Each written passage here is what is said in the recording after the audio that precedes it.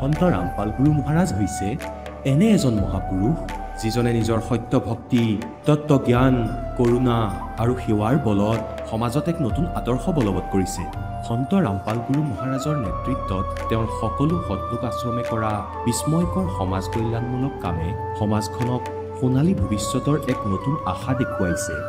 সন্ত ৰামপাল গুৰু মহাৰাজৰ পৰা নাম দীক্ষা গ্ৰহণ কৰাৰ পিছত লাখ লাখ লোকৰ কৰ্কট ৰোগ, এইডছ আদি দুৰাৰোগ্য ৰোগ নিৰাময় হ'ল। সন্তজনাৰ জ্ঞানৰ পৰা অনুপ্ৰাণিত হৈ তেওঁৰ অনুগামীসকলে লাখ লাখ ইউনিট ৰক্তদান কৰে। সন্তজনাই লাখ লাখ ভগ্নী কন্যাৰ যৌতুকমুক্ত বিয়াৰ আয়োজন কৰালে। সন্তজনাই লাখ লাখ মানুহক ড্ৰাগছ আসক্তিৰ পৰা মুক্ত কৰিলে। কোটি কোটি ধ্বংসপ্ৰাপ্ত পৰিয়াল শান্তিত লাগিল। সন্তজনাৰ আশ্ৰমত সমাৱেশৰ সময়ত বিনামূলীয়া চকুৰ চিকিৎসা আৰু দন্ত চিকিৎসাৰ ব্যৱস্থা কৰা হয়। সন্ত ৰামপাল গুৰু মহাৰাজৰ দ্বাৰা পৰিৱেশ সুৰক্ষাৰ উদ্দেশ্যে সময়ে সময়ে বৃহৎ পৰিসৰত বৃক্ষৰোপণ কৰা হয়। সন্তজনাই আৰ্তজনক তাৎক্ষণিক সকাহ দিবলৈ এম্বুলেন্স সেৱা আৰম্ভ কৰিছিল। সন্তজনাই তেওঁৰ অনুগামীসকলক তেওঁলোকৰ শৰীৰ দান কৰিবলৈ অনুপ্ৰাণিত কৰে, যাতে মানৱতাৰ সেৱা আৰু চিকিৎসা ক্ষেত্ৰত উন্নতি কৰিব পৰা যায়। সন্ত ৰামপাল গুৰু মহাৰাজৰ সকলো আশ্ৰমত প্ৰতিদিনে বিনামূলীয়া ধৰ্মভোজৰ আয়োজন কৰা হয়, য'ত প্ৰতিবাৰেই প্ৰতিটো জাতি, প্ৰতিটো ধৰ্মৰ মানুহে একেলগে বহি ভোজন কৰে।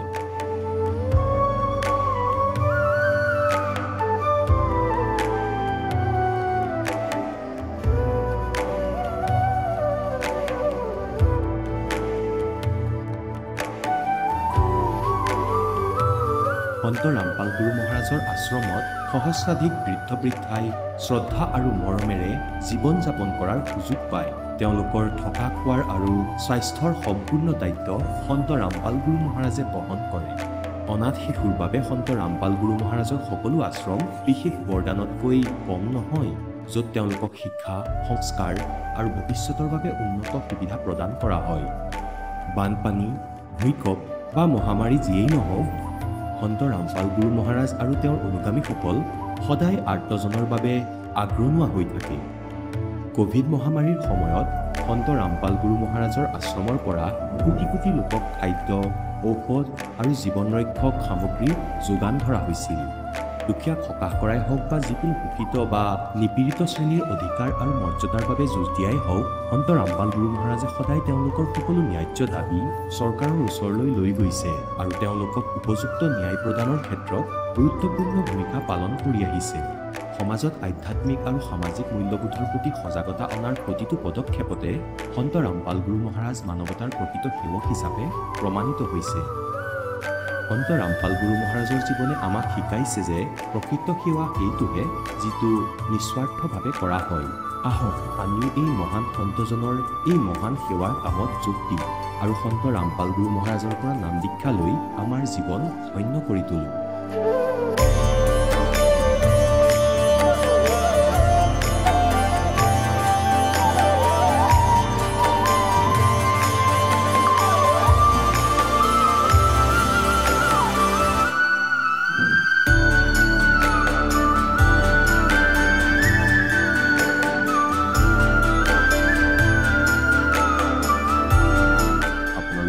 পৰিয়ালৰ সৈতে সৎলোক আশ্ৰমলৈ আন্তৰিকতাৰে আমন্ত্ৰণ জনোৱা হয়।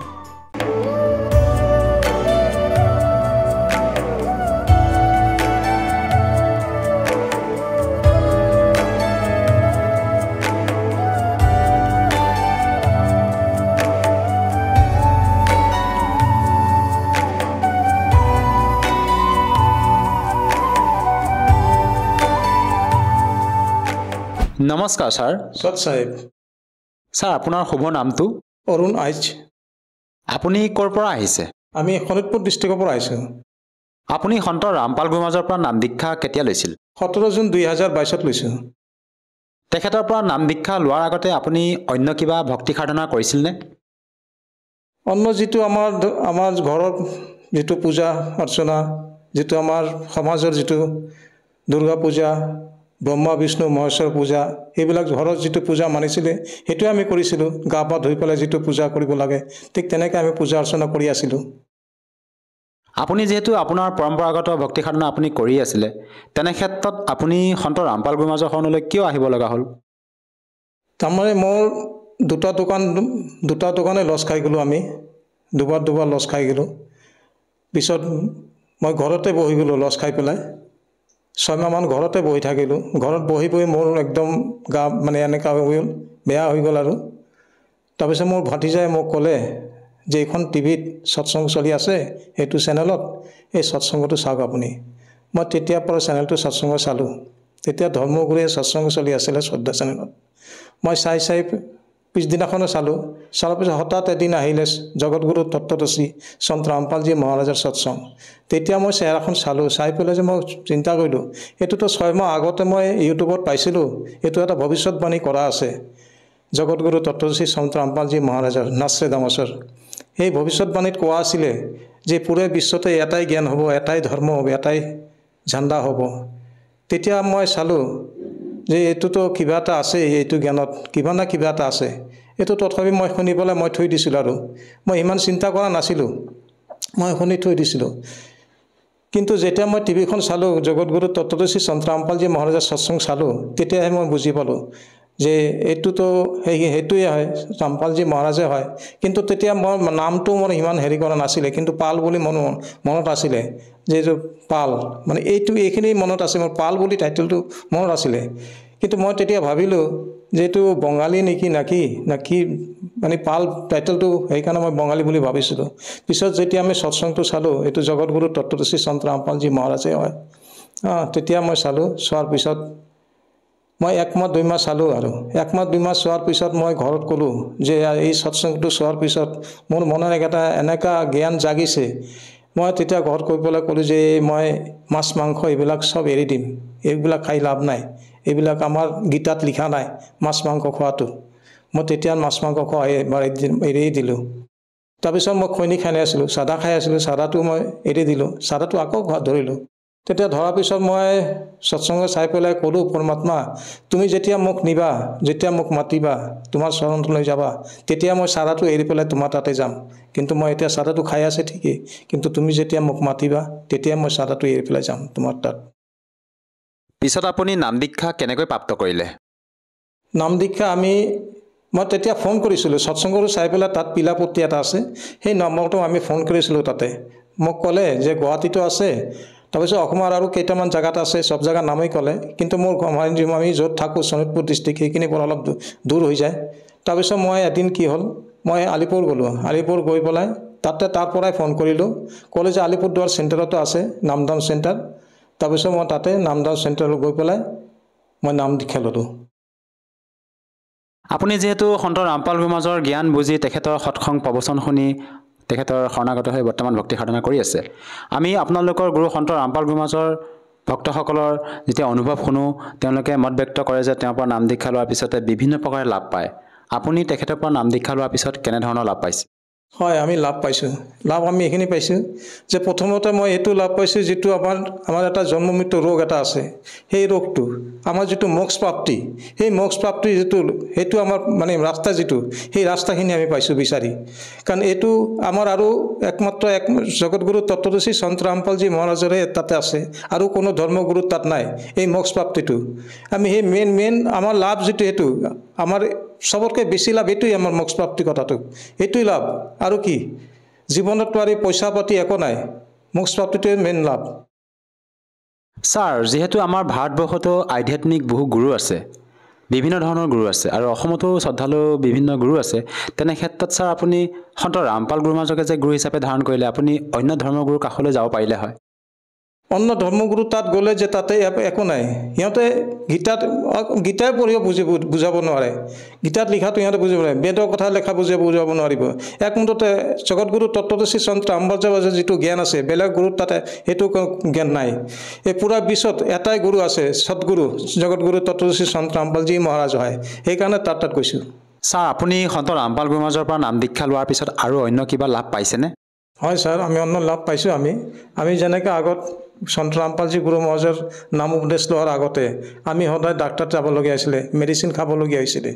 এতিয়া মোৰ কি হ'ল, এতিয়া নাম উপদেশ লোৱাৰ পিছত আমাৰ এতিয়া মেডিচিন একো খাব নালাগে আমাৰ আগতে প্ৰেছাৰৰ টেবলেট খাবলগীয়া আছিলে ডেইলি এটাকে এতিয়া আমি এটোও খাব নালাগে এটো সব বাদ দিলোঁ গেছৰ টেবলেট খাবলগীয়া আছিলে ডেইলি এটাকে হেতুও বাদ দিলোঁ মোৰ যেনেকৈ আগতে গিঠি বেমাৰ এটা আছিলে ভৰিত হেতু বেমাৰটো নাইকিয়া হৈ গ'ল মোৰ সৰু সৰু যিবিলাক বেমাৰ আছিলে সব নাইকিয়া হৈ গ'ল এতিয়া টুটিৰ আমি ৰোগমুক্ত হৈ গ'লো সন্ত ৰামপালজী গুৰু মহাৰাজৰ শৰণ গৈ পেলাই ছাৰ এইটো আচৰিত কথা আপুনি সন্ত ৰামপাল গুৰু মহাৰাজৰ পৰা নাম দীক্ষা লোৱাৰ পিছতে আপুনি শাৰীৰিকভাৱে বিভিন্ন প্ৰকাৰে লাভ পাইছে তেনে ক্ষেত্ৰত তেখেতৰ পৰা নাম দীক্ষা লোৱাৰ পিছত আপোনাৰ যি সমস্যা আছিলে শাৰীৰিকভাৱে যিবিলাক আপোনাৰ বেমাৰ আছিলে সেই বেমাৰবিলাক কেনেকৈ দূৰ হ'ল এইটো কেনেকৈ সম্ভৱ ছাৰ সন্ত ৰামপালজী মহাৰাজৰ যিটো জ্ঞান যিটো সৎ সাধনা আৰু যিটো নাম উপদেশ দিয়ে সেইটো বহুত বহুত মূল্যৱান আৰু বহুত পাৱাৰফুল সেই ভক্তিত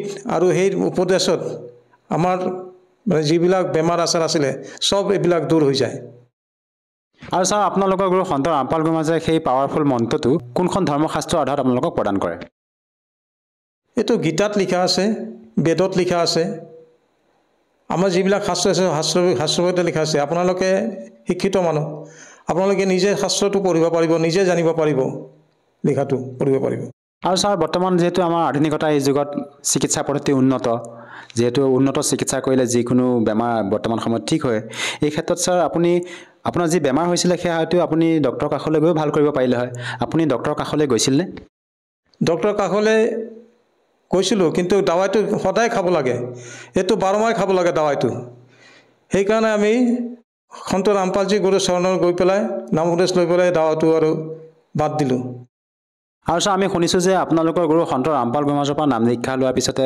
শ্ৰদ্ধালুসকলে নিচাও ত্যাগ কৰিব পাৰে এই কথাষাৰ কিমান দূৰ সত্য ছাৰ সন্ত ৰামপালজী চৰণত গৈ পেলাই নিচাটো এইটো আপোনাৰ যিটো গুৰুজী নাম উপদেশ দিয়ে এই নাম উপদেশটোৱে নিচাটো অট'মেটিক এৰি যায় এইটো আপোনাৰ মনতেই নপৰে এই নিচাটো কৰিবৰ কাৰণে এই নিচাটো আপোনাৰ যাবই মানে অট'মেটিক বাদ দিয়ে সন্ত ৰামপালজী গুৰু চৰণত গৈ পেলাই যেতিয়া আপুনি সৎ সাধনা কৰিব উপদেশ লৈ পেলাই যেতিয়া আপুনি হেৰি কৰিব তেতিয়া অট'মেটিক এই নিচাটো আপোনাৰ এৰি যায় আৰু ছাৰ আপুনি যিহেতু সন্ত ৰামপাল গুৰু মহাৰাজৰ পৰা দীক্ষা লোৱাৰ পিছতে বিভিন্ন প্ৰকাৰে লাভ পালে আজি যিসকল দৰ্শকে আপোনাক টিভি স্ক্ৰীণত প্ৰত্যক্ষ কৰি আছে আপুনি সেই দৰ্শকসকলক কি বাৰ্তা দিব বিচাৰে যাতে তেওঁলোকেও আপোনাৰ দৰে উপকৃত হ'ব পাৰে আমি আৰু কি বাৰ্তা দিম আমি প্ৰাৰ্থনাহে কৰিব পাৰিম আমি যেতিয়া জগতগুৰু তত্ত্বশ্ৰী সন্ত ৰামপালজী মহাৰাজৰ নাম উপদেশ লোৱাৰ আগতে আমাৰ যেতিয়া দোকান আছিলে তেতিয়াই দোকানত আমি বহুত লছ খাই গ'লোঁ লছ খোৱাৰ পিছত আমি ঘৰত 6 মাহ বহি গ'লোঁ 6 মাহ বহি যোৱাৰ পিছত আমাৰ বেমাৰ হৈ গ'ল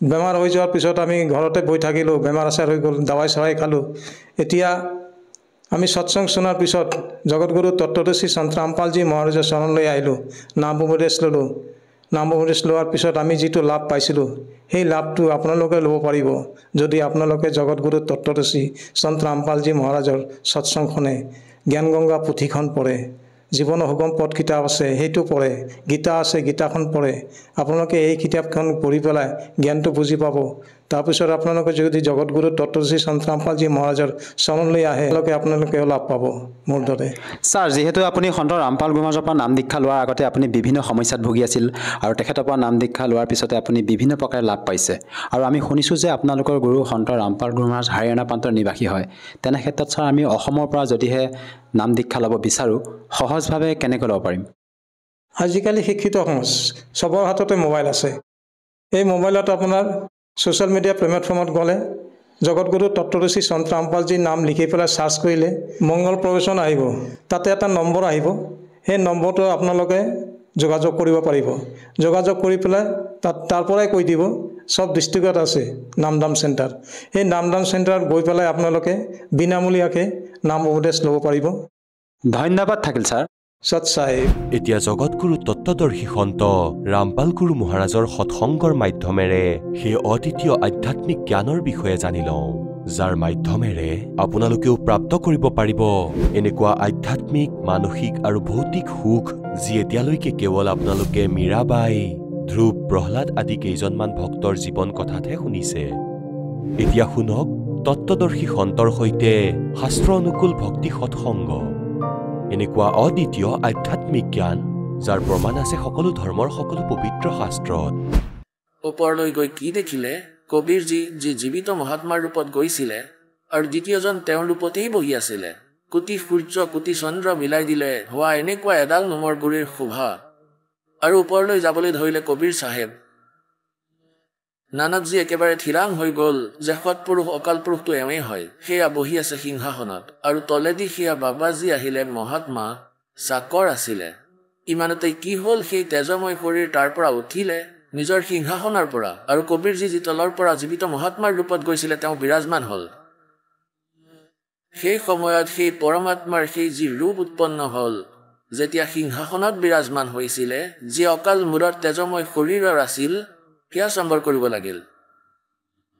সেই কবিৰ পৰমেশ্বৰ জীৱিত বাবাজন মহাত্মা স্বৰূপজনৰ ওপৰত সম্বৰ কৰিব ধৰিলে চাকৰৰ দৰে।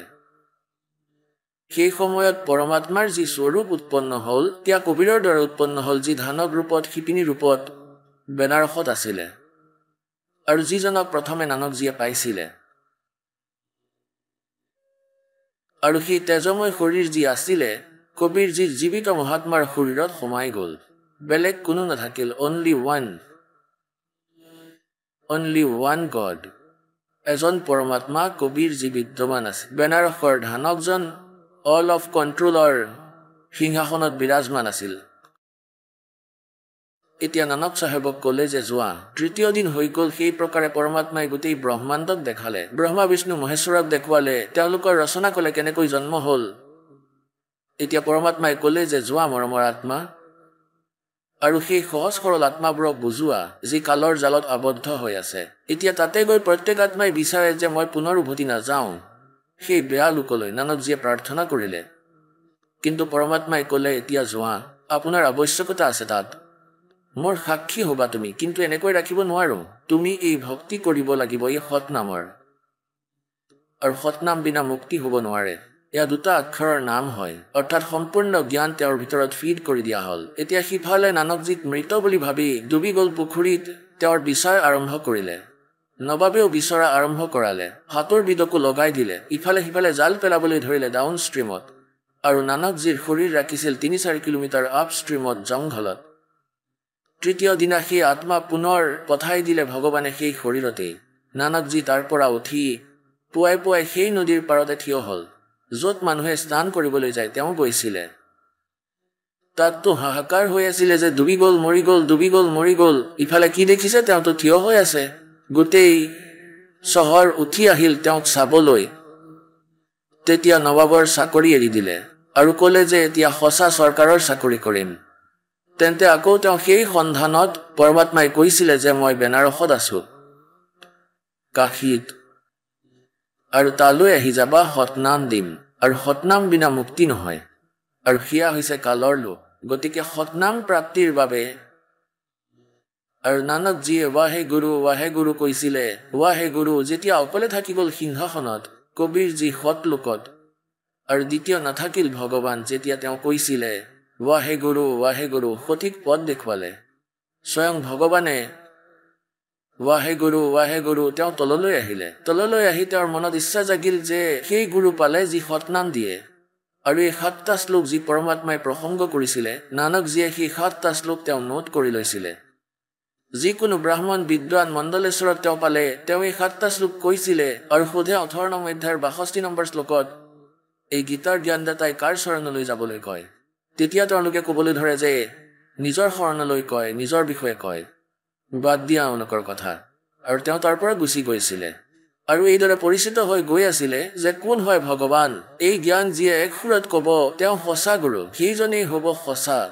তেওঁক বিচাৰিব লাগিব। ক'ৰবাত আকৌ মহাত্মাতেইতো লুকাই থকা নাই। প্ৰথমেই বেজাৰ অৰ্থাৎ কিমান বিষণ্ণতাৰে যাত্ৰা কৰিছিলে, ইয়াক প্ৰথম উদাসীন যাত্ৰা বুলি কোৱা হয়। তেনেকৈ বেনাৰসত গৈ পালে। কবিৰজীয়ে এইটোও কৈ দিছিলে যে মই ৰামানন্দজীক গুৰু বনাই ৰাখিছো, তেওঁ মোৰ গুৰু হয়, প্ৰথম মিটিঙত কৈছিলে। এতিয়া ৰামানন্দজী সুপ্ৰসিদ্ধ আছিলে, তেওঁ ৰামানন্দজীৰ আশ্ৰমত গৈ পালে। তাত তেখেতৰ লগত প্ৰসংগ কৰিলে যে এনেকুৱা গীতাত লিখা আছে, আপুনি সেই বিষয়ে জানেনে? ৰামানন্দজী মহাত্মা আছিলে, তেওঁ সঁচা কথা কয়। তেওঁ ক'বলৈ ধৰিলে যে আহা বহা চৰ্দাৰজী, আহা বোপাই, মই জনা নাছিলো কিন্তু এতিয়া জানি গৈছো। মই নাজানো কিন্তু বিদ্বান হৈ দেখাই আছিলো, কিন্তু মোৰ ক খৰো জ্ঞান নাছিল।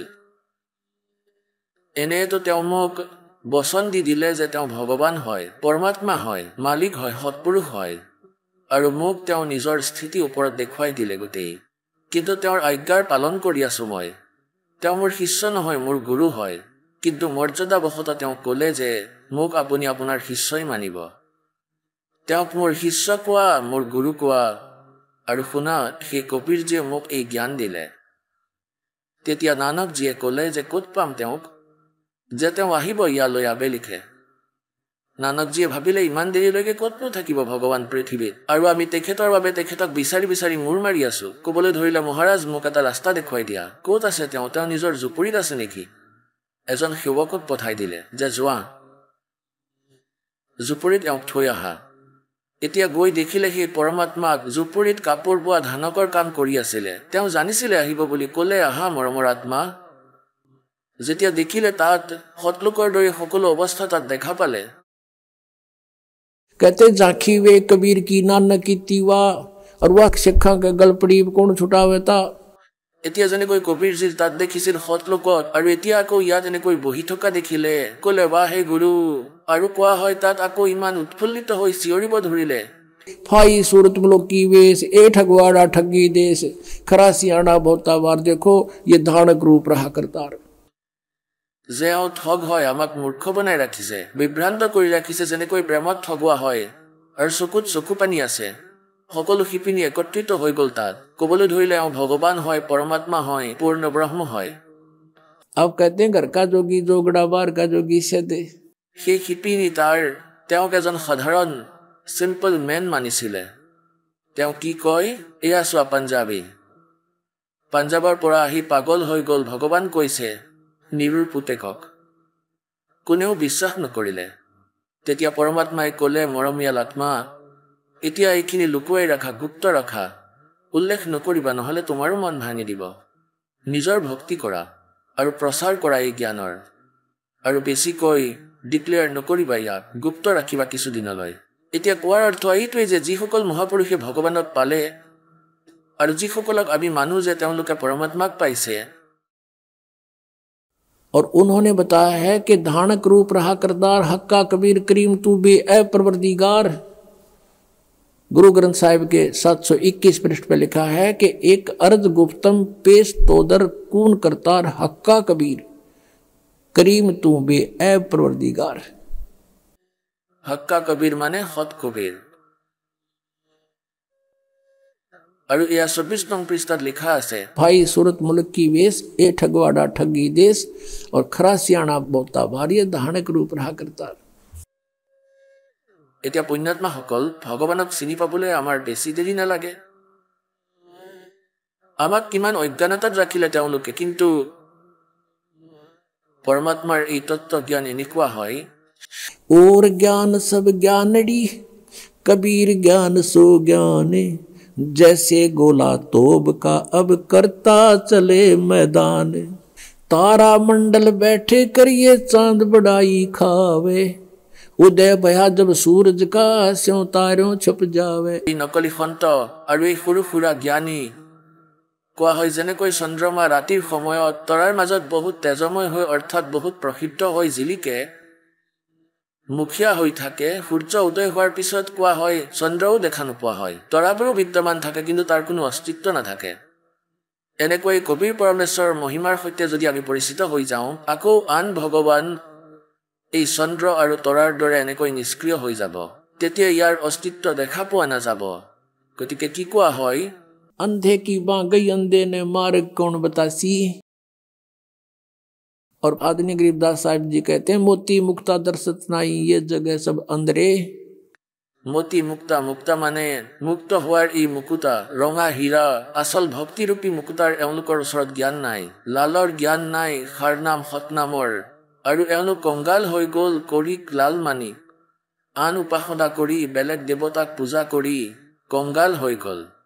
मोती मुक्ता दर्शत नाही ये जगह सब अंधरे और दिखत के तो नैन चश्मिन का फेरा मोतिया बंदरे। সকলো পুৰাণত লিখা আছে, বেদত লিখা আছে, আৰু এই বিদ্বানসকলে কয় ক আখৰো তেওঁলোকৰ জ্ঞান নাই, তেওঁলোকৰ অজ্ঞানৰূপী চকুৰ চামনি পৰিছিলে, আৰু সেয়া চকুৰ চামনিৰ অপাৰেশ্যন দাহৰ কৰি দিলে ভগৱানে আৰু দাহক ডক্তৰ বনাই দিলে যাতে সকলোৰে চকুৰ চামনি আঁতৰাব পাৰে, অপাৰেশ্যন কৰিব পাৰে। আৰু পিছত ভগৱানক স্বয়ং দেখিম আৰু পৰিচিত হ'ম। পুণ্যাত্মাসকল পৰমাত্মাক পোৱাটো সকলোতকৈ সহজ। এটা ৰুটি বনাবলৈ কিমান প্ৰয়াস কৰে এগৰাকী ভনীয়ে, কিমান বস্তু বাহনি গোটাব লগা হয়, কিমান হেতা চেপেনা, আকৌ খৰি, টাৱা, চৌকা, আকৌ গিলাচ, বাতি, কাঁহী, আটা, নিমখ, জলকীয়া, আকৌ সেইবোৰ আনিবলৈকে কিমান প্ৰয়াস কৰিব লাগে।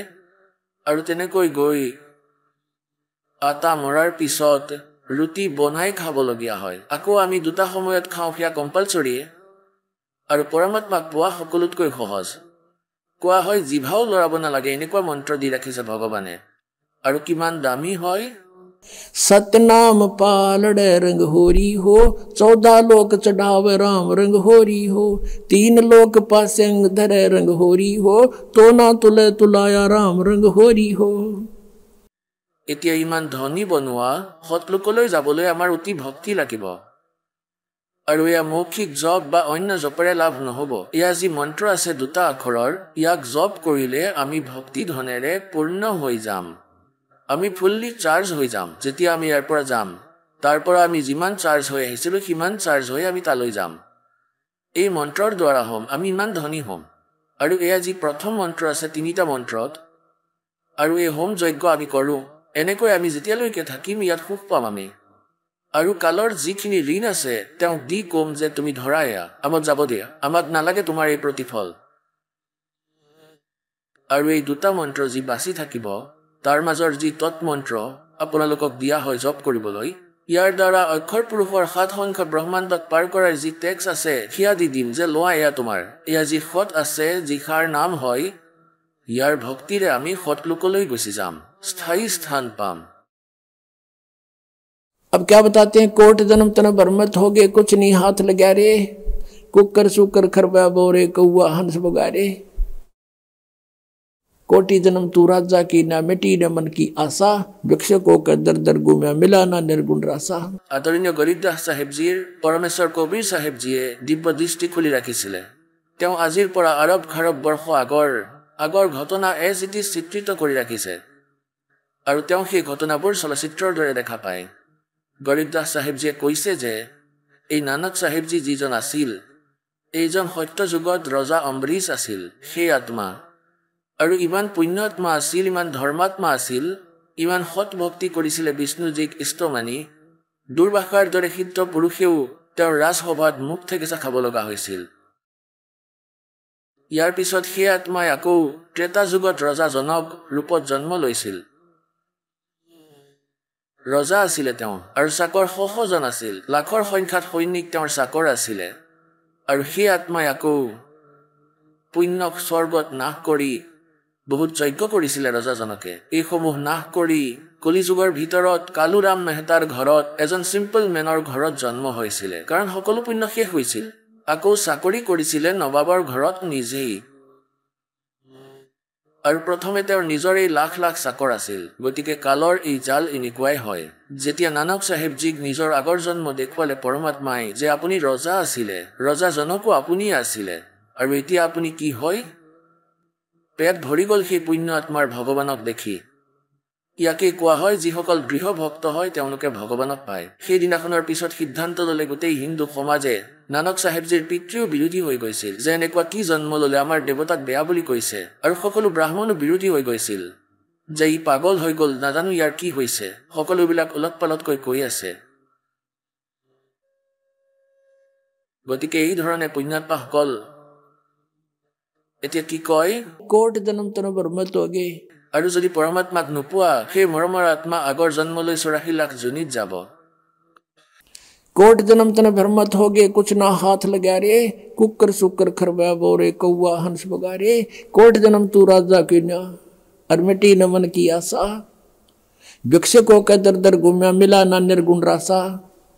আপুনি এনেকুৱা সাধকো হৈ আছিলে, ঘৰ ত্যাগ কৰিলে, নগৰৰ পৰা এসাঁজৰ শুকান ৰুটি খুজিছিলে, 2টা ৰুটি খালে, 4টা খালে, বাকীখিনি কাপোৰত বান্ধি বৃক্ষত বান্ধি দিলে আৰু শুকাই গ'ল।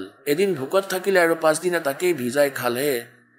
অৰ্থাৎ 3 দিনৰ কাম চলাই ল'লে এদিনৰ ভিক্ষাৰে আৰু বহু ঘোৰ তপস্যা কৰিলে সাধনা কৰিলে বেলেগ নামৰ বেলেগ সাধনা কৰিলে ইয়াৰে কি হ'ল तप से राज राज मदमानम और जन्म तीसरे शुक्र सवानम কোৱা হয় ইন্দ্ৰ কুবেৰ ঈশ্বৰৰ পদবী ইন্দ্ৰৰ পদবী প্ৰাপ্ত কৰি লৈছা এনেকুৱা সাধনা কৰি তুমি আৰু ইন্দ্ৰৰ কিমান সময় হয় 72 চতুৰ্যুগী 72 চতুৰ্যুগলৈকে তেওঁ শাসন কৰে ওপৰত বহি 72 চতুৰ্যুগ ইয়াৰ পিছত সেই সময়ত ইন্দ্ৰলৈ এটা হিদায়ত আহে ইনষ্ট্ৰাকচন আহে এটা কণ্ডিশ্যন হয় যে তোমাৰ শাসন কালত আৰু যদি কোনো ইন্দ্ৰৰ পদবী প্ৰাপ্ত কৰাৰ যোগ্য তপস্যা ধৰ্ম আৰু যজ্ঞ কৰি লয় তেনেহলে মাজতেই তোমাৰ পৰা শাসন কাঢ়ি নিয়া হ'ব আৰু তেওঁক এই পদত বিৰাজমান কৰা হ'ব ইন্দ্ৰৰ এয়া চিন্তা হৈ থাকে আৰু সেই কাৰণেই তেওঁ সতৰ্ক হৈ থাকে তেওঁ নিজৰ এজেণ্ট ৰাখি থৈছে যে কোনোবাই মোৰ শাসন কালত আৰু মোৰ গাদী প্ৰাপ্ত কৰাৰ যোগ্য কোনো এনেকুৱা ধৰ্ম পুণ্য তপ নকৰে যেন যজ্ঞ নকৰে যেন এজন মাৰ্কেণ্ডেয় ঋষি আছিলে বংগোপসাগৰৰ পাৰত তপস্যা কৰি আছিলে ইন্দ্ৰই গম পাই গ'ল তেওঁ এগৰাকী অপ্সৰা পঠালে উৰ্বশী নামৰ নিজৰ ইন্দ্ৰলোকৰ পৰা আৰু বহুতো ধুনীয়া সুন্দৰ তেওঁ সকলো সিদ্ধি দি দিছিলে সেই মাৰ্কেণ্ডেয় ঋষিৰ ওচৰে পাজৰে 8-7 কিলোমিটাৰলৈ আহি এটা বসন্তৰ দৰে পৰিৱেশৰ সৃষ্টি কৰিলে না গৰম না ঠাণ্ডা সুগন্ধ এৰি দিলে নিজৰ সিদ্ধিৰে নিজে নিজেই সাৰংগী আৰু এই সকলোবোৰ বাদ্যযন্ত্ৰ নিজেই বাজিব ধৰিলে আৰু তেওঁ মাৰ্কেণ্ডেয় ঋষিৰ সন্মুখত থিয় হৈ নাচিব ধৰিলে ডান্স কৰিব ধৰিলে কৰি থাকিলে ডান্স কিন্তু মাৰ্কেণ্ডেয় ঋষিৰ কোনো গতিবিধি নহল যেনেকৈ তেওঁ বিচাৰিছিল শেষত তেওঁ নিৰ্বস্ত্ৰ হৈ গ'ল কঁকালৰ ৰছী ছিগি দিলে যেতিয়া সম্পূৰ্ণ অলংগ হৈ গ'ল সন্তই ঋষিয়ে ক'লে যে হে পুত্ৰী এয়া কি কৰি আছা তুমি ইয়ালৈ কিয় আহিছা তুমি লজ্জিত হৈ বস্ত্ৰ পিন্ধি ক'বলৈ ধৰিলে যে হে মাৰ্কেণ্ডেয় ঋষি মোক দেখি এই বনখণ্ডৰ যিমানেই তপস্বী আছিলে সকলো উত্ৰাউল হৈ গ'ল তেওঁলোকৰ ধীৰ ধৰ্ম সকলো নষ্ট হৈ গ'ল আৰু তুমি নাজানো ক'ত তোমাৰ সমাধি আছিল তুমিহে জানা তেতিয়া তেওঁ ক'লে মাৰ্কেণ্ডই মোৰ য'ত সমাধি আছিল তাত তোমাৰ দৰেতো নাচোতাসকলৰ 7-7টা দল আছিল চাকৰ আছিল তেওঁলোক কিমান ধুনীয়া হ'ব য'ত মই চাই আছিলোঁ ডান্স তুমি আহিছা তাইক পঠিওৱা যি তোমাতকৈ ধুনীয়া হয় তেতিয়া তেওঁ ক'লে যে মই ইন্দ্ৰলোকত সকলোতকৈ ধুনীয়া ময়েই হওঁ মই ইন্দ্ৰৰ পত্ৰাণী হওঁ আৰু আপুনি এবাৰ ইন্দ্ৰলোকলৈ বলক নহ'লে মোক ঠাট্টা কৰিব মোক নিষ্কাশন কৰি দিব ইন্দ্ৰই এনেকৈ ক'ব তুমি হাৰি পেলাই আহিছা মই শাস্তি পাম এতিয়া পুণ্যাত্মাসকল যেনেকৈ আমি হঠ যুগৰ যি ধ্যান কৰোঁ এয়া একেবাৰে অজ্ঞানতা হয় 2.5 ঘণ্টা ৰাতিপুৱা 2.5 ঘণ্টা আবেলি এয়া কি কথা এইবোৰতো অনৰ্থক হয় হাজাৰ হাজাৰ বৰ্ষ লাখ লাখ বৰ্ষ গোটেই দিন সাধনা কৰিছিলে মেডিটেশ্যন লগাইছিলে মেডিটেশ্যন কি এনেকৈ হয় যেনেকৈ আপুনি ফিল্ম চাবলৈ যায় 3 ঘণ্টা গুচি যায়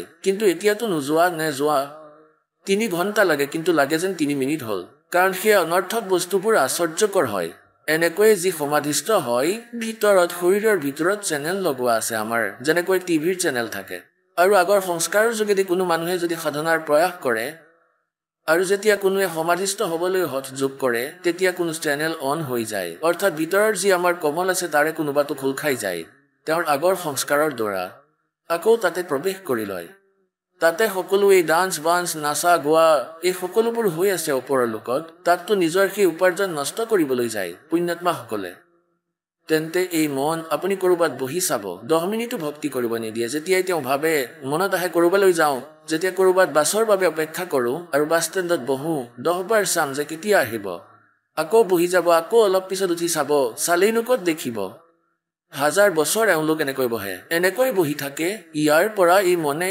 ওপৰৰ আৰু অনৰ্থক কথা দেখা পায় মাৰ্কেণ্ডেয় ঋষিয়ে কৈছিলে মোৰ সমাধি ব্ৰহ্মলোকলৈ গুচি গৈছিল সহস্ৰ কমললৈ আৰু সেই টিভি চাই আছিলে শৰীৰৰ ভিতৰত ইয়াত ঠিক এইখিনিত তেন্তে তাত হোটেল আছে আৰু যোৱা জীৱাত্মা তালৈ গুচি গ'ল মাৰ্কেণ্ডেয় ঋষিৰ আৰু তেতিয়াতো তেওঁ বহি আছিলে ইমান সময়লৈকে কোন বহি আছিলে তেওঁ বহুতেই তপস্যা হৈ গ'ল তপেৰেই তেওঁ আগৰ জন্মলৈ ৰজা আৰু কিছুদিন স্বৰ্গত আৰু পিছত 84 লাখ যোনিত এনেদৰেই এওঁলোকৰ দুৰ্গতি হৈ আছে।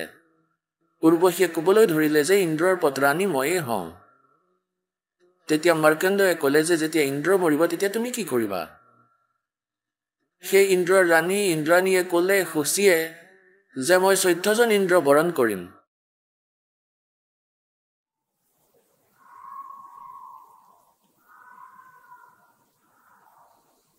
ये भूत मारा कलकी में। প্ৰথমতে কৈছিলে ইয়া সাধনা ভুল হয় আৰু এতিয়া কৈ আছে সঁচা হয়, যিবোৰ কথা এতিয়া মহাৰাজে কৈ আছে। কিন্তু যেতিয়া গোটেই কাম নষ্ট হৈ গ'ল, কিন্তু আকৌ পিছত কি কথা হ'ল, কোনো ইউজ নাই ইয়াৰ। গতিকে কোৱাৰ অৰ্থ এইটোৱেই যে তেওঁ ক'ব ধৰিলে চোৱা পুণ্যাত্মাসকল কিমান গভীৰ জ্ঞান দিলে পৰমেশ্বৰে। সি আজি ফচি ৰূপত ইন্দ্ৰৰ পত্ৰাণী ৰূপত যি আত্মা আছে, তেওঁ কেতিয়াবা জন্ম জন্মান্তৰত কিমান পুণ্য কৰিছিলে। তেওঁ 14 ইন্দ্ৰ মৰিব আৰু তেওঁ অকলেই তেওঁৰ পত্ৰাণী হৈ থাকিব। তেওঁতো তাত সুখ ভোগাই তেওঁৰ স্বাৰ্থ হয়, কেৱল আনন্দ লোৱা। তাত মান অপমান একো নাই ওপৰৰ লোকত। তেওঁতো পত্ৰাণী হৈ থাকিব।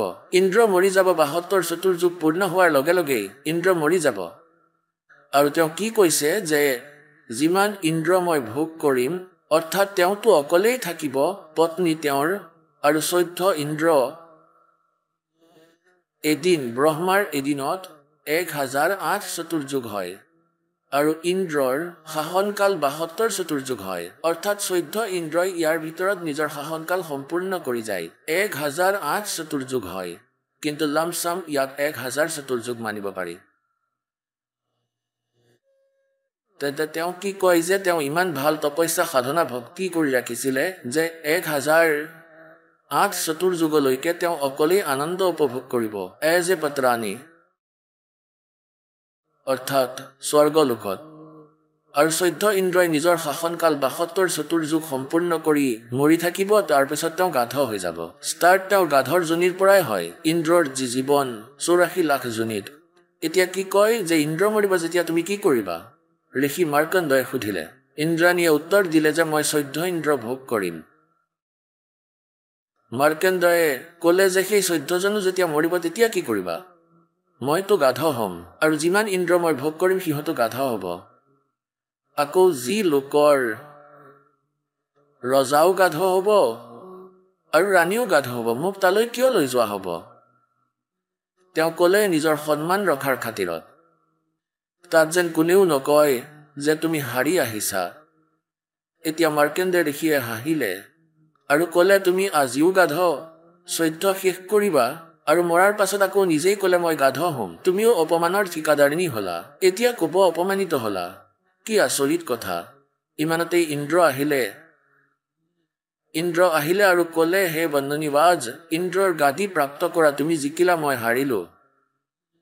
মাৰ্কণ্ডেয় ঋষিয়ে ক'বলৈ ধৰিলে যে হে ইন্দ্ৰ কি কৈ আছা? ইন্দ্ৰৰ গাদীটো মোৰ বাবে কাগজৰ নাও হয়। আৰু পুত্ৰ আহা, মই তোমাক ব্ৰহ্মলোকৰ পথ দেখুৱাই দিম। তাত ইমান সুখ পাবা, ব্ৰহ্মলোকত ইমান আনন্দ আছে, ইয়াতো একোৱেই নহয়। সেই ব্ৰহ্মলোকৰ আনন্দৰ সীমা আছিলে, ইয়াৰ বাহিৰে আৰু জ্ঞান নাছিলে ঋষিসকলৰ। ওমৰ নাম জপ কৰিলে ব্ৰহ্মলোকত, তাতেই সুখ ভুগিলে আৰু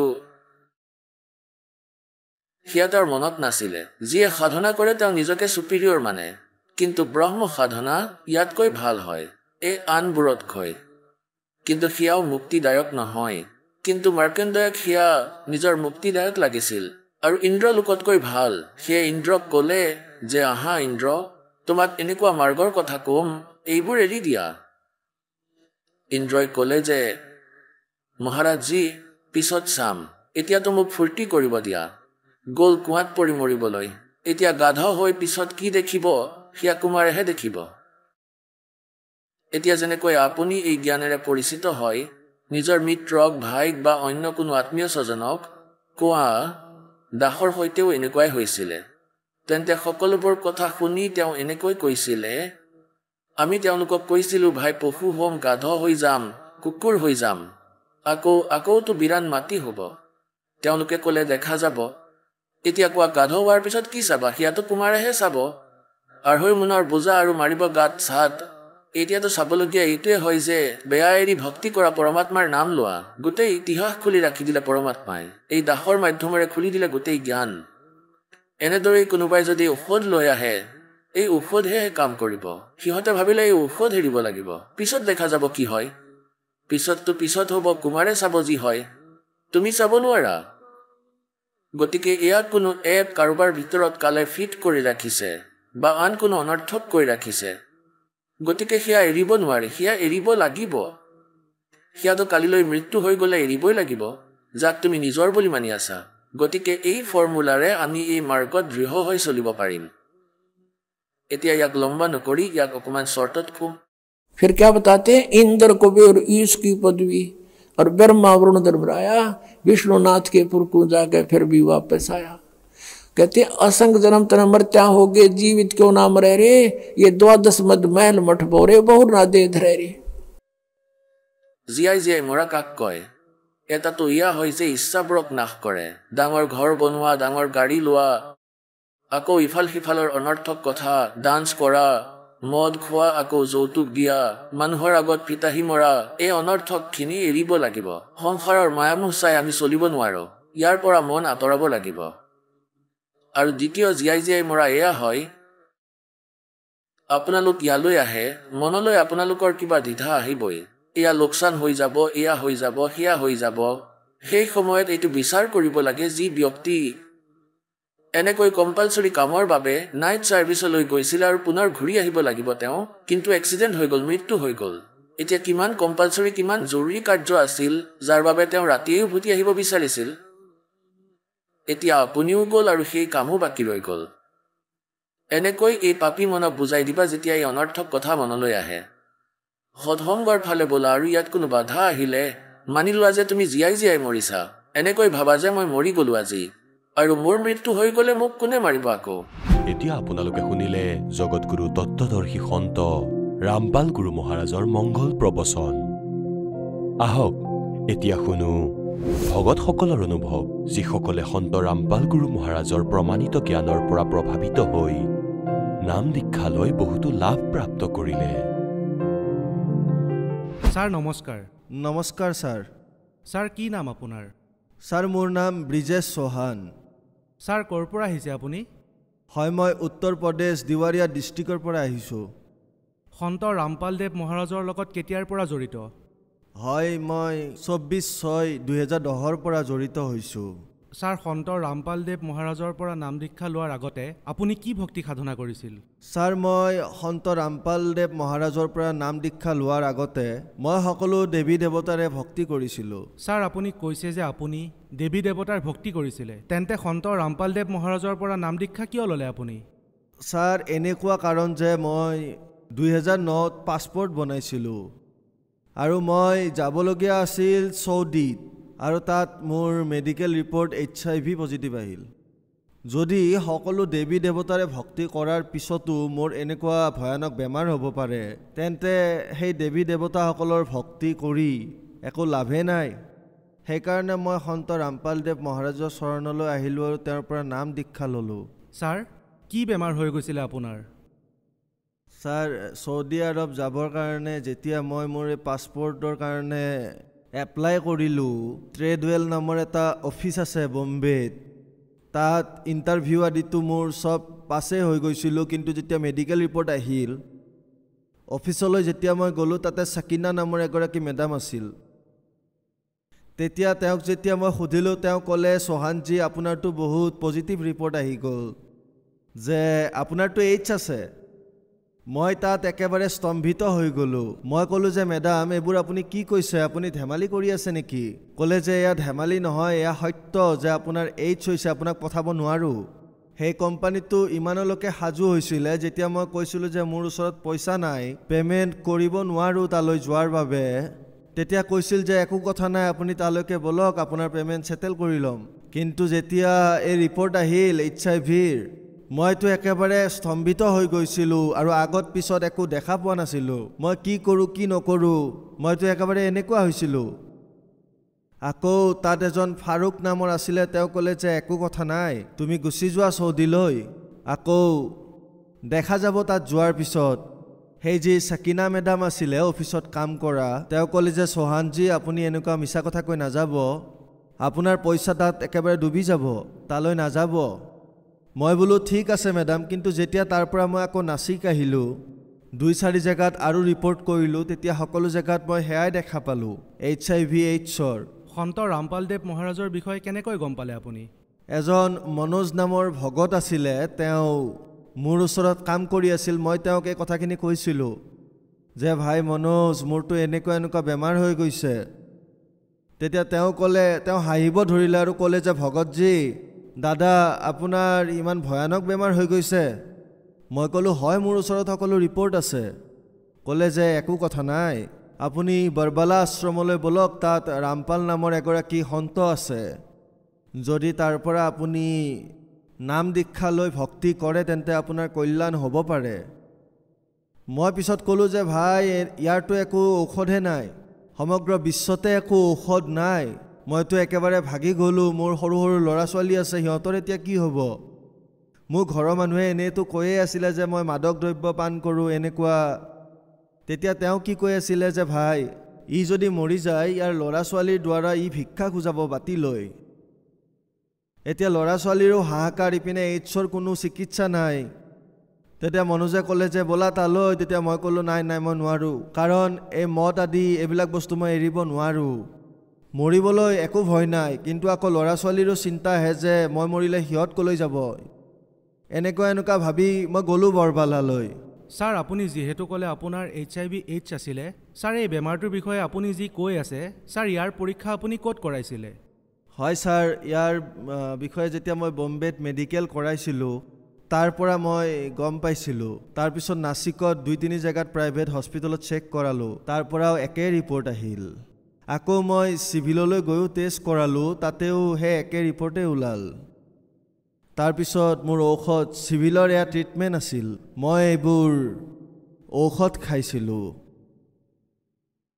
আৰু এতিয়া মই যেতিয়াৰ পৰা সন্ত ৰামপালদেৱৰ পৰা নাম উপদেশ লৈছোঁ, সাধনা কৰোঁতে মোৰ যি এয়া HIV/AIDS আছিল সেয়া একেবাৰে ঠিক হৈ গৈছে, মোৰ এতিয়া একো অসুবিধা নাই। ছাৰ কি আহিছে ৰিপৰ্টত, এবাৰ দেখাব? এয়া মোৰ HIV টেষ্ট আছিলে, HIV-1 আৰু HIV-2 দুয়োটাই নিগেটিভ দেখাইছে। ছাৰ, আপোনাক কোনজন ডক্টৰে ক'লে যে আপোনাৰ HIV/AIDS পজিটিভ? এয়া সকলো জেগাতে, বম্বেটো এপ্লাই কৰিলোঁ, ট্ৰেডৱেল নামৰ এটা অফিচ আছে বম্বেত, তাত ইণ্টাৰভিউ আদিতো মোৰ চব পাছেই হৈ গৈছিলোঁ। কিন্তু যেতিয়া মেডিকেল ৰিপৰ্ট আহিল, অফিচলৈ যেতিয়া মই গ'লোঁ, তাতে সাকিনা নামৰ এগৰাকী মেডাম আছিল। তেতিয়া তেওঁক যেতিয়া মই সুধিলোঁ, তেওঁ ক'লে সোহানজী আপোনাৰতো বহুত পজিটিভ ৰিপৰ্ট আহি গ'ল যে আপোনাৰতো AIDS আছে। মই তাত একেবাৰে স্তম্ভিত হৈ গ'লোঁ। মই ক'লোঁ যে মেডাম এইবোৰ আপুনি কি কৈছে, আপুনি ধেমালি কৰি আছে নেকি? ক'লে যে এয়া ধেমালি নহয়, এয়া সত্য যে আপোনাৰ AIDS হৈছে, আপোনাক পঠাব নোৱাৰোঁ। সেই কোম্পানীটো ইমানলৈকে সাজু হৈছিলে, যেতিয়া মই কৈছিলোঁ যে মোৰ ওচৰত পইচা নাই, পে'মেণ্ট কৰিব নোৱাৰোঁ তালৈ যোৱাৰ বাবে, তেতিয়া কৈছিল যে একো কথা নাই, আপুনি তালৈকে বলক, আপোনাৰ পে'মেণ্ট ছেটেল কৰি ল'ম। কিন্তু যেতিয়া এই ৰিপৰ্ট আহিল HIV-ৰ, মইতো একেবাৰে স্তম্ভিত হৈ গৈছিলোঁ আৰু আগত পিছত একো দেখা পোৱা নাছিলোঁ। মই কি কৰোঁ কি নকৰোঁ, মইতো একেবাৰে এনেকুৱা হৈছিলোঁ। আকৌ তাত এজন ফাৰুক নামৰ আছিলে, তেওঁ ক'লে যে একো কথা নাই, তুমি গুচি যোৱা চৌদিলৈ, আকৌ দেখা যাব তাত যোৱাৰ পিছত। সেই যি সাকিনা মেডাম আছিলে অফিচত কাম কৰা, তেওঁ ক'লে যে সোহানজী আপুনি এনেকুৱা মিছা কথা কৈ নাযাব, আপোনাৰ পইচা তাত একেবাৰে ডুবি যাব, তালৈ নাযাব। মই বোলো ঠিক আছে মেডাম, কিন্তু যেতিয়া তাৰ পৰা মই আকৌ নাচিক আহিলোঁ, 2-4 জেগাত আৰু ৰিপৰ্ট কৰিলোঁ, তেতিয়া সকলো ৰিপৰ্ট দেখুৱালে, আপুনি ডক্টৰৰ নাম ক'লে, মেডিকেলৰ নাম ক'লে, তথাপিও মানুহে ইয়াৰ ওপৰত বিশ্বাস কৰিব নোৱাৰিব যে এজন সন্তৰ পৰা নাম দীক্ষা লোৱাৰ পিছত HIV/AIDS-ৰ দৰে ভয়ানক বেমাৰো ঠিক হ'ব পাৰে। মানুহক আপুনি কেনেকৈ বিশ্বাস দিয়াব? হয় ছাৰ, বিশ্বাস এনেকৈ হ'ব যে যেতিয়া কোনো এজন শেষ পৰ্যায়লৈ আহে, তেতিয়া ডক্টৰেও কয় যে এতিয়া ভগৱানেই শেষ ভৰসা, ভগৱানৰ শৰণলৈ যোৱা আৰু ভক্তি কৰা, ভগৱানে যদি কিবা কৰিব পাৰে তেন্তে তেওঁৱেই কৰিব, কাৰণ ডক্টৰেও যেতিয়া উত্তৰ দিয়ে ভগৱানৰ ফালেই পঠিয়ায়।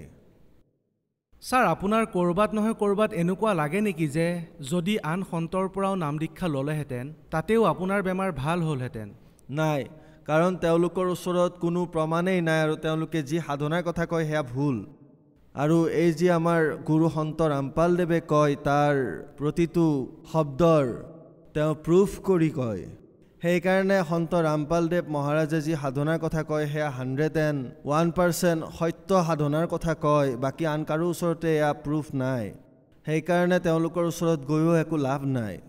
ছাৰ, আমি যেতিয়া সন্ত ৰামপালদেৱ মহাৰাজৰ অনুগামীসকলৰ লগত কথা পাতোঁ, তেওঁলোকৰ ইণ্টাৰভিউ লওঁ, সকলো শিষ্যই কিবা নহয় কিবা লাভ নিশ্চয় পাইছে, যিবোৰ শুনি যিকোনো মানুহেই আচৰিত হৈ যায়। যেনেকৈ আপুনি ক'লে আপোনাৰ HIV/AIDS পজিটিভ আছিলে, যেতিয়া আপুনি সন্ত ৰামপালদেৱ মহাৰাজৰ পৰা নাম দীক্ষা ল'লে আপোনাৰ যি HIV/AIDS আছিলে তাত নিগেটিভ ৰিপৰ্ট আহিল আৰু আজি আপুনি একেবাৰে সুস্থ। ছাৰ, আজি আপোনাৰ পৰা এইটোও জানিব বিচাৰিছোঁ যে সন্ত ৰামপালদেৱ মহাৰাজৰ পৰা নাম দীক্ষা লোৱাৰ পাছত আপোনাৰ আৰু কি কি অভিজ্ঞতা হ'ল? হয় ছাৰ, মোৰতো অনুভৱ বহুত হৈছে। যেতিয়া সন্ত ৰামপালদেৱ আছিলে আশ্ৰমত, তেখেতৰ সৎসংগ চলি আছিল, মই আশ্ৰমলৈ গৈছিলোঁ। হঠাৎ মোৰ পেট ইমান বিষালে যে মই সহ্য কৰিব পৰা নাছিলোঁ। তাত 10 বাৰ উঠোঁ আৰু বাথৰুম যাওঁ, উঠোঁ বহোঁ, মোৰ একেবাৰে ভাল লগা নাছিলে, ইমান বিষ হৈছিল। তাত যেতিয়া মই প্ৰাৰ্থনা কৰিলোঁ, সন্ত ৰামপালদেৱ মহাৰাজে সৎসংগ কৰি আছিল, তাত যেতিয়া মই মনৰ মাজতে প্ৰাৰ্থনা কৰিলোঁ, মই ক'লোঁ যে পৰমাত্মা আপোনাৰ চৰণলৈ আহিও যদি ইমান দুখী হৈ থাকোঁ একো লাভ নাই, তেন্তে কেৱল এইখিনিয়ে কয়। মই যেতিয়া বাথৰুম গ'লোঁ তেতিয়া ইমান ডাঙৰ কিবা এটা ওলাল যিটোক মুটখাৰা বুলি কয়, নিজে নিজে কাটি ওলাই পৰিল তাত, আৰু মই উঠাই হাতত লৈ দেখিলোঁ, আকৌ থৈ দিলোঁ তাতে। সেয়া লাভ হ'ল মোৰ। বাকী যি বেলেগ কাম ধান্দা আছে সেইবোৰতো বহুত প্ৰফিট হয়। আৰু মই ইমান নাস্তিক আছিলোঁ যে মোৰ আৰু মদ আদি ধৰণৰ এনেকুৱা একো নিচাই বাকী নাছিল যি মই কৰা নাছিলোঁ, আৰু চব কামেই কৰিছিলোঁ মই। ইমান নাস্তিক আছিলোঁ মই, ঘৰৰ পৰা লৈ বাহিৰলৈকে। যাকে নুসুধে কিয়, যি আমাৰ আত্মীয় আছিল তেওঁলোকে ক'ব যে মই ঠিক নহওঁ। কিন্তু সন্ত ৰামপালদেৱ মহাৰাজৰ চৰণলৈ যোৱাৰ পিছত যেতিয়াৰ পৰাই মই নাম উপদেশ লৈছোঁ তেতিয়াৰ পৰাই মই কোনো নিচা নাই। ছাৰ, এতিয়া আপুনি কি কি নিচা কৰে? কি কি বস্তুৰ আসক্ত আপুনি? এতিয়াতো মোৰ একো নিচা নাই। এতিয়া মোৰ কেৱল এটাই নিচা আছে, সন্ত ৰামপালদেৱ মহাৰাজে কোৱা যি সাধনা সেয়াই নিচা, আন একোৰেই নিচা নাই। ছাৰ চাওক, আপুনি যিহেতু ক'লে আপোনাৰ HIV/AIDS আছিলে আৰু সেয়া ঠিক হৈ গ'ল, কিন্তু আমাৰো বিশ্বাস কৰিবলৈ টান হৈছে। যদিও আপোনাৰ ৰিপৰ্ট দেখিছোঁ আৰু গম পাইছোঁ যে আপুনি বাস্তৱত সকাহ পাইছে আৰু আপোনাৰ যি HIV পজিটিভ আছিল সেয়া নেগেটিভ ৰিপৰ্ট আহিলে, গতিকে আমিও আচৰিত হৈছোঁ এই কথাটো জানি। গতিকে ছাৰ, আপুনি সেইসকল মানুহক কি বাৰ্তা দিব বিচাৰে যিসকল আজিৰ দিনতো লাখ লাখ টকা মেডিকেলত খৰচ কৰি আছে ডক্তৰৰ ওচৰত? গতিকে তেওঁলোকক কি ক'ব বিচাৰে? ছাৰ, মই তেওঁলোকক এয়াই ক'ব বিচাৰোঁ, এয়া যে আদেশটো পৰমাত্মাই দিব। মই এটা ৰিকুৱেষ্টহে কৰিব পাৰিম যে ভাই, যেনেকৈ মই দুখী আছিলোঁ আৰু সন্ত ৰামপালদেৱ মহাৰাজৰ চৰণলৈ অহাৰ পিছত মোৰ চব ঠিক হৈ গ'ল, আপোনালোকো আহক আৰু ভক্তি মাৰ্গত জড়িত হওক সন্ত ৰামপালদেৱৰ লগত আৰু নাম উপদেশ লৈ নিজৰ কল্যাণ কৰাওক। ছাৰ, যিসকল মানুহে কনফাৰ্ম কৰিব বিচাৰে যে আপোনাৰ বেমাৰ আছিল নে নাছিল, গতিকে আপুনি আপোনাৰ সম্পূৰ্ণ ঠিকনাটো কওক যাতে মানুহৰ কোনো সন্দেহ নাথাকে। যি HIV/AIDS-ৰ দৰে ভয়ানক বেমাৰ আছিল সেয়া আপোনাৰ ঠিক হৈ গ'ল। ছাৰ, আমি সাধাৰণতে জানো যে এই ধৰণৰ যি বেমাৰ থাকে ইয়াৰ প্ৰকৃততে প্ৰপাৰ চিকিৎসা নাই। এই বেমাৰৰ কাৰণে বহুত মানুহ মৃত্যু মুখত পৰে। গতিকে আপোনাৰ যিটো সম্পূৰ্ণ ঠিকনা সেয়া মানুহক কওক যাতে তেওঁলোকে আপোনাৰ পৰা কনফাৰ্ম কৰিব পাৰে যে আপোনাৰ যি বেমাৰ আছিলে সেয়া বাস্তৱত ঠিক হৈ গৈছে। হা ছাৰ, মোৰ এড্ৰেছ হ'ল চৈয়গ নিবাস, উত্তম নগৰ, চিৰিকো। মোৰ মোবাইল নম্বৰ হ'ল 9850690053। এয়া মোৰ মোবাইল নাম্বাৰ। আৰু যদি কোনোবাই মোক ফোন কৰি কনফাৰ্ম হ'ব বিচাৰে হ'ব পাৰে, আৰু মই ডক্তৰৰ লগতো কথা পতাই দিব পাৰোঁ, সকলো কথা তেওঁৰ দ্বাৰা কনফাৰ্ম কৰাব পাৰোঁ। ছাৰ, আপুনি সন্ত ৰামপালদেৱ মহাৰাজৰ পৰা নাম দীক্ষা লোৱাৰ পাছত এই লাভ পাইছে। আজিৰ দিনত যদি কোনোবাই এই লাভ সন্ত ৰামপালদেৱ মহাৰাজৰ পৰা ল'ব বিচাৰে তেন্তে তেওঁ কেনেকৈ ল'ব পাৰিব? কাৰণ সন্ত ৰামপালদেৱ মহাৰাজটো জেলত আছে, গতিকে তেওঁলোকে কেনেকৈ নাম পাব যেনেকৈ আপুনি পালে? ছাৰ, সন্ত ৰামপালদেৱ মহাৰাজৰ বিভিন্ন চেনেলত সৎসংগ আহে, তাত তেওঁলোকৰ ফোন নম্বৰ দিয়া থাকে আৰু তেওঁলোকক তাৰ পৰা কণ্টেক্ট কৰি খবৰ কৰি আৰু তাৰ পৰা খবৰ ল'ব পাৰে প্ৰতিখন জিলাত প্ৰতিখন ঠাইতে নামদানৰ স্থল আছে উপলব্ধ তেওঁলোকে কৈ দিব আৰু তাৰ পৰা আপোনালোকে নামদান প্ৰাপ্ত কৰিব পাৰে ছাৰ নাম দীক্ষা লোৱাৰ বাবে কিমান পইচা দিব লাগে ছাৰ তাততো এনে এটকাও দিব নালাগে তাৰ সকলোবোৰ ব্যৱস্থা ফ্ৰী অফ কষ্টে হয় তাত একো পইচা নিবিচাৰে আপোনাক বহুত বহুত ধন্যবাদ সৎ চাহেব সন্ত ৰামপাল গুৰু মহাৰাজ হৈছে এনে এজন মহাপুৰুষ যিজনে নিজৰ সত্য ভক্তি তত্ত্বজ্ঞান কৰোণা আৰু সেৱাৰ বলত সমাজত এক নতুন আদৰ্শ বলবৎ কৰিছে সন্ত ৰামপাল গুৰু মহাৰাজৰ নেতৃত্বত তেওঁৰ সকলো সৎলোক আশ্ৰমে কৰা বিস্ময়কৰ সমাজ কল্যাণমূলক কামে সমাজখনক সোণালী ভৱিষ্যতৰ এক নতুন আশা দেখুৱাইছে সন্ত ৰামপাল গুৰু মহাৰাজৰ পৰা নাম দীক্ষা গ্ৰহণ কৰাৰ পিছত লাখ লাখ লোকৰ কৰ্কট ৰোগ এইডছ আদি দুৰাৰোগ্য ৰোগ নিৰাময় হ'ল সন্তজনাৰ জ্ঞানৰ পৰা অনুপ্ৰাণিত হৈ তেওঁৰ অনুগামীসকলে লাখ লাখ ইউনিট ৰক্তদান কৰে সন্তজনাই লাখ লাখ ভগ্নী কন্যাৰ যৌতুকমুক্ত বিয়াৰ আয়োজন কৰালে সন্তজনাই লাখ লাখ মানুহক ড্ৰাগছ আসক্তিৰ পৰা মুক্ত কৰিলে কোটি কোটি ধ্বংসপ্ৰাপ্ত পৰিয়াল শান্তিত লাগিল সন্তজনাৰ আশ্ৰমত সমাৱেশৰ সময়ত বিনামূলীয়া চকুৰ চিকিৎসা আৰু দন্ত চিকিৎসাৰ ব্যৱস্থা কৰা হয় সন্ত ৰামপাল গুৰু মহাৰাজৰ দ্বাৰা পৰিৱেশ সুৰক্ষাৰ উদ্দেশ্যে সময়ে সময়ে বৃহৎ পৰিসৰত বৃক্ষৰোপণ কৰা হয় সন্তজনাই আৰ্তজনক তাৎক্ষণিক সকাহ দিবলৈ এম্বুলেন্স সেৱা আৰম্ভ কৰিছে সন্তজনাই তেওঁৰ অনুগামীসকলক তেওঁলোকৰ শৰীৰ দান কৰিবলৈ অনুপ্ৰাণিত কৰে যাতে মানৱতাৰ সেৱা আৰু চিকিৎসা ক্ষেত্ৰত উন্নতি কৰিব পৰা যায় সন্ত ৰামপাল গুৰু মহাৰাজৰ সকলো আশ্ৰমত প্ৰতিদিনে বিনামূলীয়া ধৰ্মভোজৰ আয়োজন কৰা হয় য'ত প্ৰতিবাৰেই প্ৰতিটো জাতি প্ৰতিটো ধৰ্মৰ মানুহে একেলগে বহি ভোজন কৰে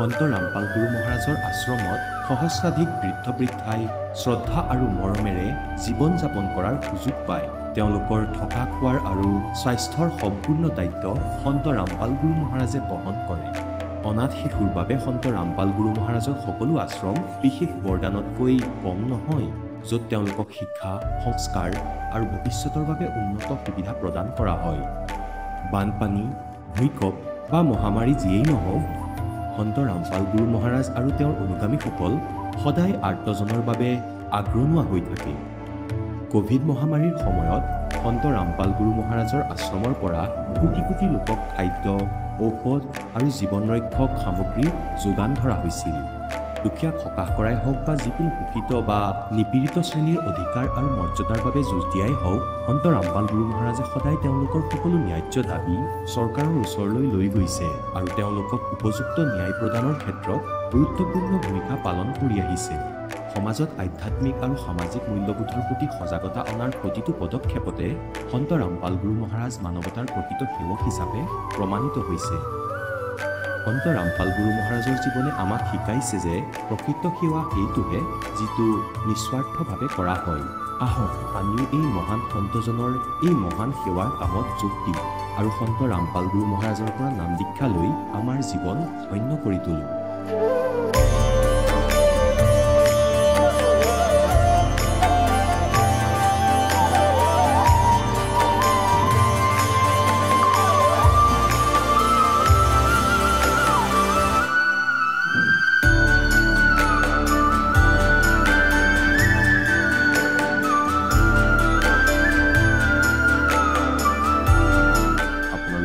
পৰিয়ালৰ সৈতে সৎলোক আশ্ৰমলৈ আন্তৰিকতাৰে আমন্ত্ৰণ জনোৱা হয়